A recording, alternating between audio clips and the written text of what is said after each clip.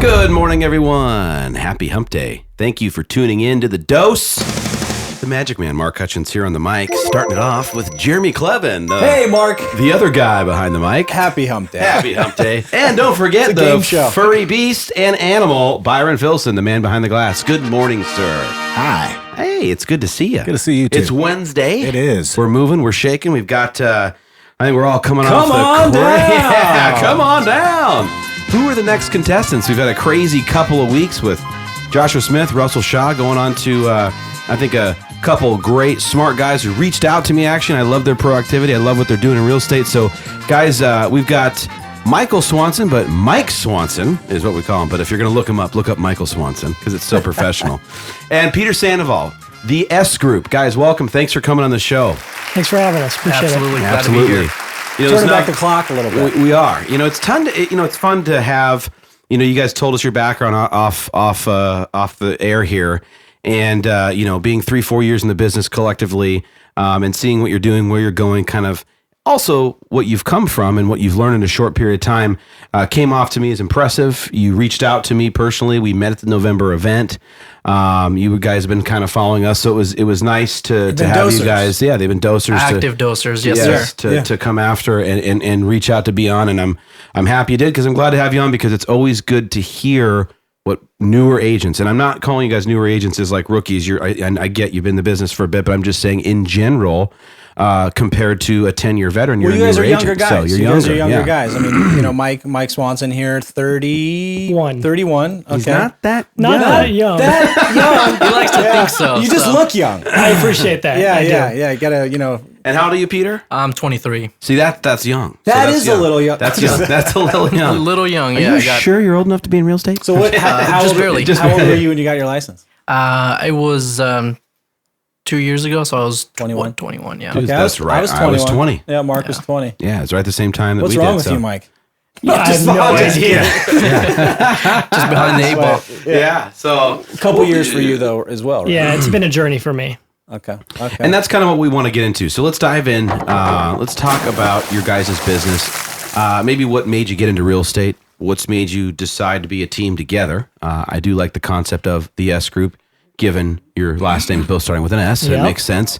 But it looks good. It kind of appeals, I think, to the younger generation. It's classy, it's sleek, it's a good look. So I like what you're doing with that. But also, tell us about what you guys plan to be doing this year. The hot topic is business planning. So why don't you start with what got you guys into it, and then we can kind of touch in on the base or the team and what you're doing.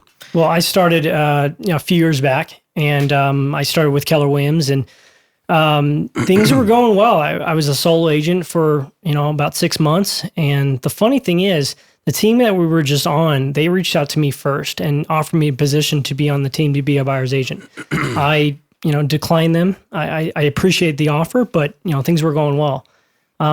It got to the point where 6 months later, I was closing deals, but I wasn't running a business. I felt I didn't have any kind of direction. And so when I reached out again to the team that offered me the position, they filled it.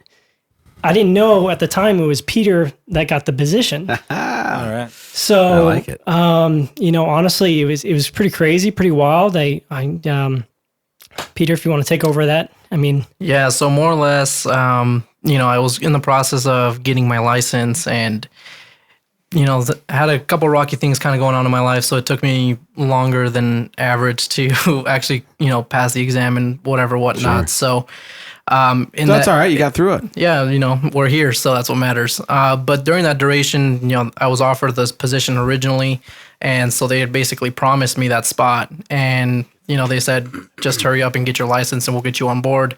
And in that time frame was after Mike came back to them and they said, hey, we already hired someone on, but they really appreciated kind of what he was doing and his work ethic. So they kind of made space for both of us. And so Mike originally came on as the original buyer's agent and kind of, took the reins on that. And so when I came in on more or less kind of under him, shadowing what Mike was doing, kind of learning everything like that. But what they later learned was they actually put Mike on the phones and he was just such a rock star, on the dialer. That. So, kind of going through that, they decided to shift positions and they kind of made me the lead buyer's agent. They made Mike the kind of like the internal sales guy. ISA type position. Yeah, an ISA type position.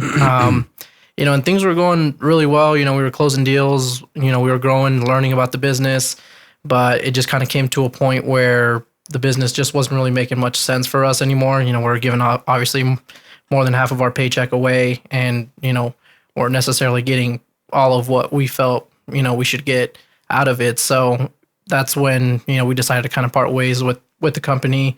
We still love and respect those guys. Everything ended on great terms, but it was just kind of time for us to move on. And at the time, I was considering going the solo route, but Mike, was also in the same boat. So we were like, dude, why don't we, kind of come together and see if we can make this happen, So I assume that's when the team formulated, was when you both parted ways. You're like, all right, this works together for all of us. Right. Yeah. And so what do you do when you're buyer, or before you guys get the buyer's agent role, or the different roles? What hustle are you guys doing where they kind of pick you out of the crowd and they want to bring you on the team?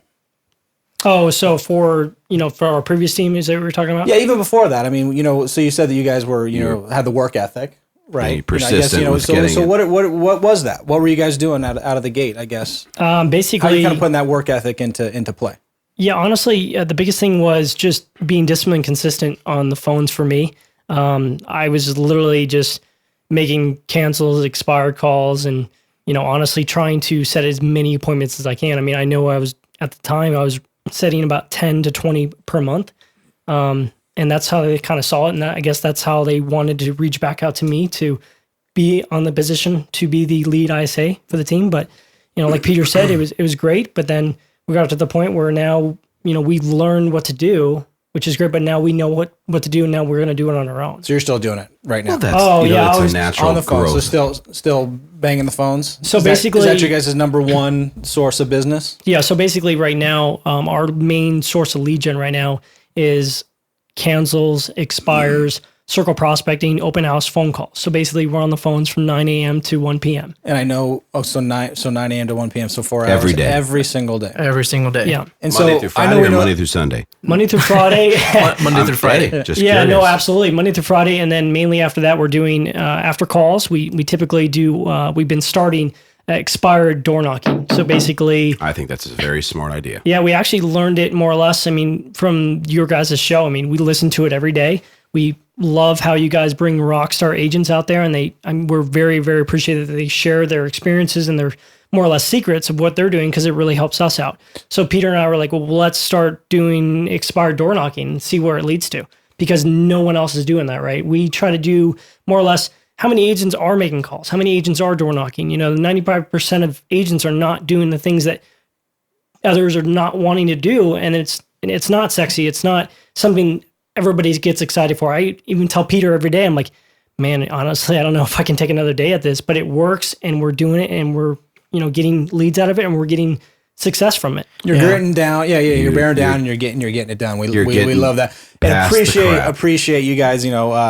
Being listeners, and you've probably heard us say, obviously, that it all means nothing if you're not going to go out there and take that action. Obviously, you guys are a couple of guys, at a ripe age that are taking that in and going out and putting it into action. So it's humbling for us, because it is humbling. We want to share with everybody. That's what we're all about, And It's what the show's about. I mean, when you guys said you listen to the show, you learn from what's I can already pick out probably a couple guys who said that comment of making sure that door knocking piece being important, but implementing it in conjunction with the calls, right? Right. But so, I mean, we are just lucky to be able to put this stuff out and have those people on. But that's what we're honestly, for everyone listening, or if you just started listening, is like, that's the whole point, so that we can have young hustlers like you. You said right there, the statistics you wrote off, 95% don't want to do it, et cetera, and the activities you guys are already doing are far surpassed, believe it or not, agents that have been doing it longer. So that is the impressive piece to us, where it's just Jereme and I talking, and every agent, I think there's a consistency. They all say the same thing. We all complicate it. Russell Shaw just said it. Everyone says it. You're just simply getting to work. You're getting to work. So I know we know the answers, and people have probably heard it in past episodes. So what are you guys using to pull your lists to make calls?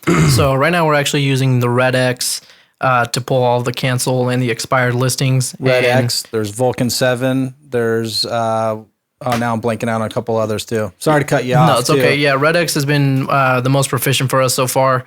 So we've been pulling the list and using Mojo's triple line dialer to really be able to hammer and be obviously more proficient on the phone. And that's kind of what's been working out best for us. Let's stop there. Red X for the lists and Vulcan 7, just so everyone knows out there. Yes, absolutely. To reiterate, and then Mojo, MOJO, mojodialer.com, I think it actually is, right? It's mojodialer.com. Mojodialer. And does 3 calls at once, rotates, and so you can obviously get a large volume of calls out in a short amount of time. And let's talk about all 3 of those things tomorrow. Yeah. Let's do that. Let's talk about the Mojo. Let's talk about Vulcan 7, like Jereme said, Red X, how it works for you guys. What you guys are doing, what you guys are saying on the phone, how you're getting those appointments, what are your guys' strategy? Obviously, we'll kind of open it up a little bit. So that's the hook for tomorrow, guys. What do you do when you make those calls? Now we know what to do, or how to pull the list, what to use. Now what do we say? Boom. Thank you, Mark. Go out there and get it. Get it. Get it. Get it, Byron. Go get it. See you tomorrow. See you.